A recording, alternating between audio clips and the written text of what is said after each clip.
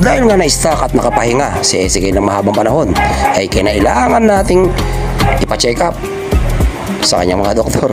Siyempre para maganda at maayos ang uli nating takbo. Kita-kits.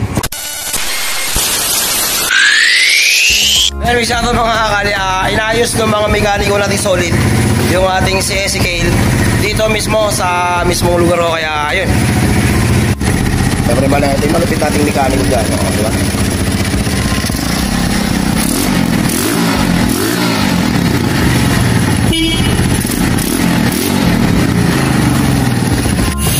Yan, big shoutout mga kakali. So ngayon dito ay pinapaalis natin si Ezekiel, pinapakabit natin yung pipe dito mismo sa kanila.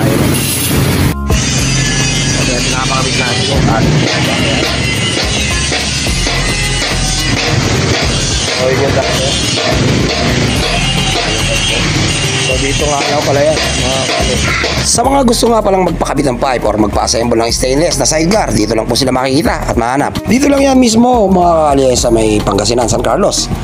Halos tapat lang ng Magic Mall.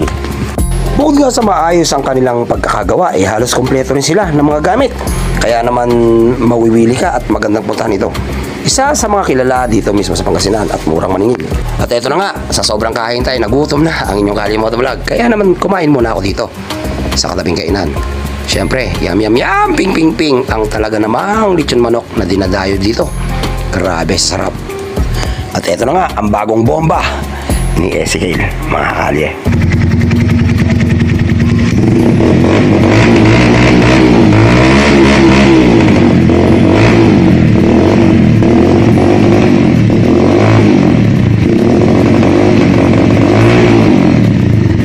Ready na muli si Ezekiel. Ang ganyan nga mga kalye. Kita-kits tayo next vlog. Ito lang kalye.